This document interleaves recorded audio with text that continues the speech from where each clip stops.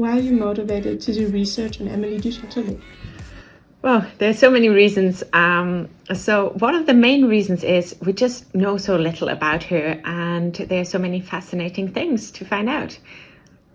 And just to name a few examples, there are the concepts of time and space, there are hypotheses, and there's her account of knowledge itself. And it's really rather little that's been written about her at all. And we're still, in one way, although scholarship has been exploding over the last, maybe over the last decade, we still know so little about her. We have very few articles on her account of knowledge, for example. There are still so many things we can find out. Is there maybe something special you think about Émilie Châtelet, why you want to research her especially?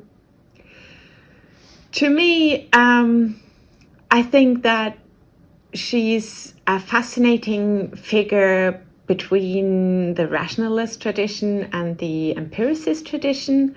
In the early modern era, I'm very interested in her account of knowledge and how knowledge itself is constituted in Émilie du Châtelet. And she takes significant aspects of this from Leibniz and Wolff, and she also takes significant aspects in the way of what needs to be explained from, for example, Newton.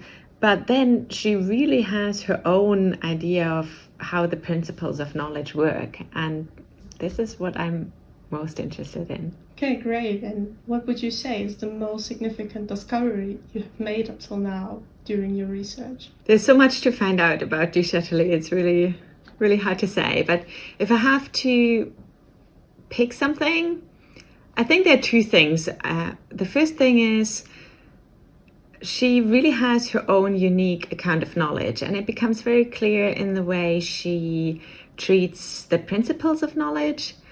And although there are some similarities to Leibniz and Wolff, and also maybe Newton on the other hand, in terms of the more scientific side, it's a new account of knowledge in the early modern era. And this is really what I find fascinating and what I want to explore more.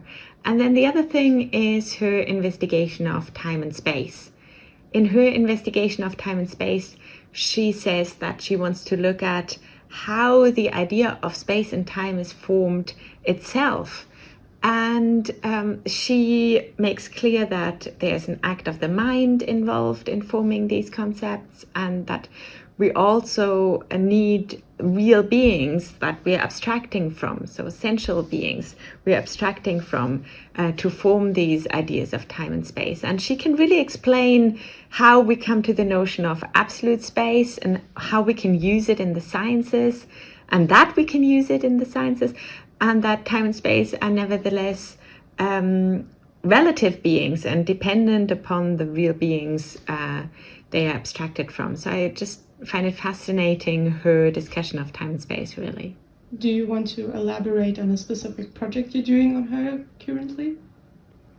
So at the moment I've got this project that's really trying to investigate her account of knowledge, including all the concepts that are derived of that. For example, hypotheses and the concept of space and time and so on, within the framework of the early modern era and the early modern era leading up to Kant. So I want to show that she has the significant role in the continuation of history, of an intellectual history of ideas. Any last words? Yeah, go ahead and join me and find out more about Émilie du Châtelet. Great, thank you.